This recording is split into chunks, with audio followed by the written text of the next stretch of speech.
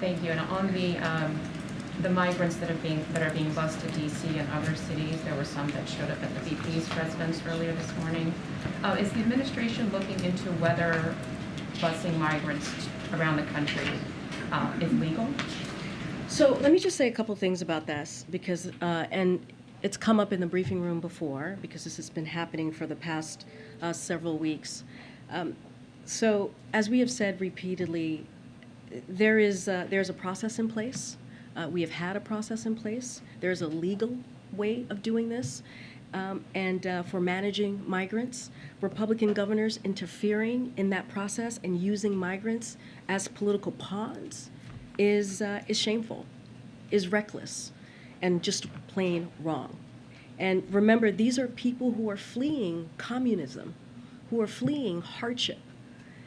And if these governors truly care about border security, they should ask Texas Governor Ted Cruz and Florida Senators Marco Rubio and Rick Scott why they voted against the president's request for record funding for the Department of Homeland Security. So this is what they have done. These both senators Marco Rubio, Senator Rick Scott, have voted against, did not vote for, this funding that would have helped the Department of Homeland Security. That is just a fact. And also the fact that that Fox News and not the Department of Homeland Security, the city or local NGOs, were alerted about a plan to leave migrants, including children, on the side of a busy DC street makes clear that this is just a cruel, premeditated political stunt. This is what they are doing. And a couple more things. The migrants, including children, who arrived in Martha's Vineyard were misled about where they were being taken and what would be provided when they arrived is also deeply alarming. The children Governor Abbott abandoned in Martha's Vineyard, the children that Governor DeSantis abandoned as well,